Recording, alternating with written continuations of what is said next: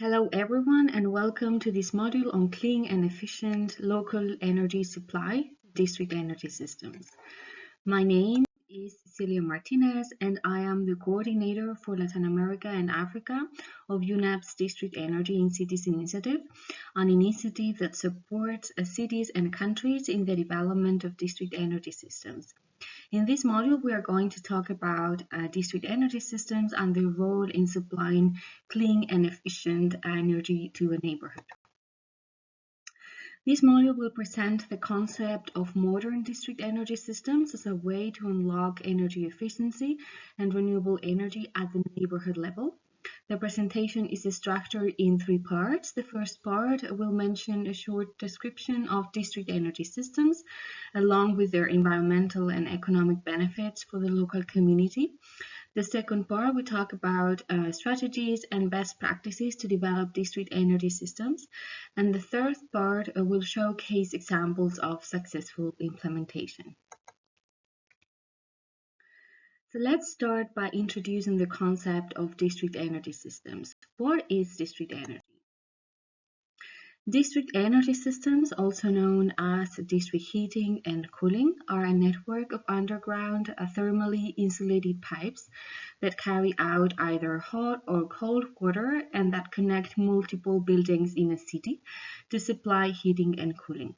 The hot or cold water is generated in a district energy plant, which can use diverse local energy sources such as biomass, solar, geothermal, municipal solid waste, waste heat, or free cooling sources such as lakes, rivers, or the sea. Modern district energy systems combine district heating and/or cooling networks with elements such as combined heat and power, thermal storage, heat pumps, and/or decentralized renewable energy to optimize efficiency and local energy resources use. They address urban energy supply and demand with an holistic approach, creating synergies between the supply and demand of heating, cooling, domestic hot water, and electricity, and can be integrated with other urban systems like water treatment plants, local electricity generation, sewage, municipal solid waste, or even transport. One of the main advantages of district energy systems is that thanks to the economies of scale, they enable a profitable use of waste energy sources that would otherwise be untapped. A study from Aalborg University estimated that there is enough waste heat in Europe to cover the continent's entire heating demand.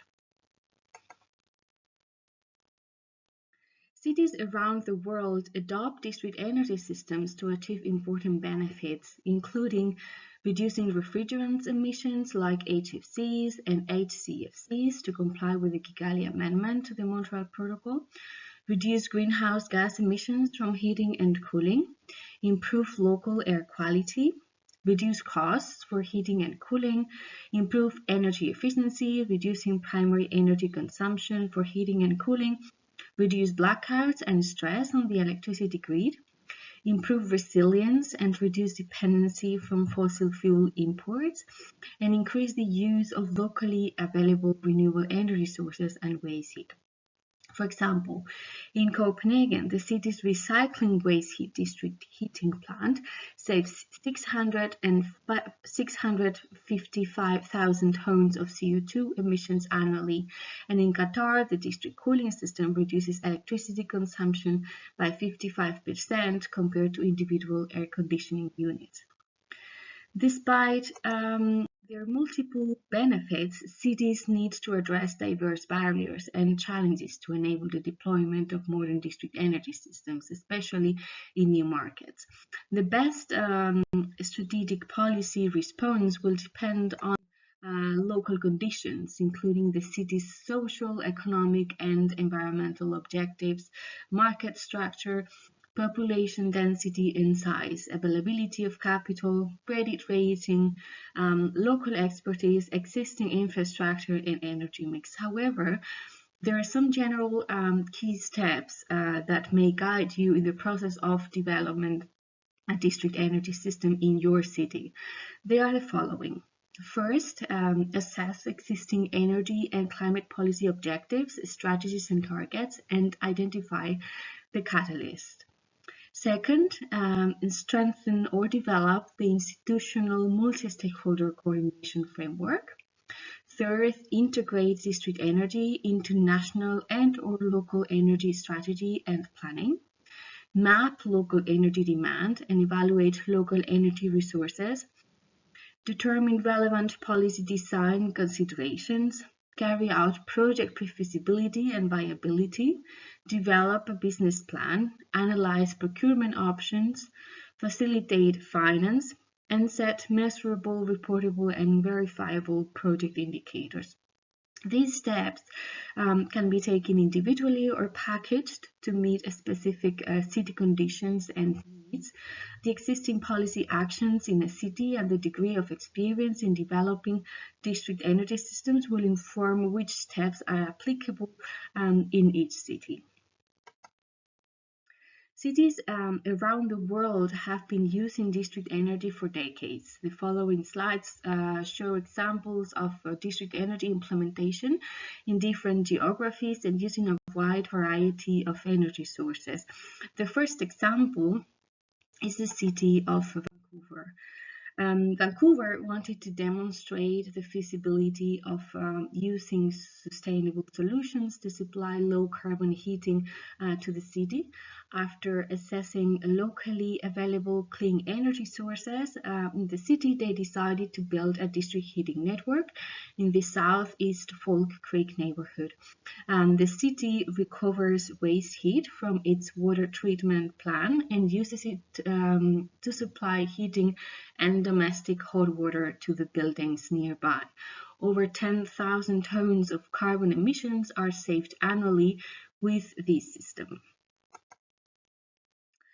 Another example is the city of Arcueil-Gentilly at the outskirts of Paris. The city is using geothermal energy at 1,600 meters underground at 61 degrees to heat the water that will be distributed through a 16 kilometers long network that covers more than 60% of the local energy heating demand, serving 10,000 households. With this, Arcueil-Gentilly reduces 14,600 tons of CO2 per year, which is the equivalent of 8,000 cars fleet.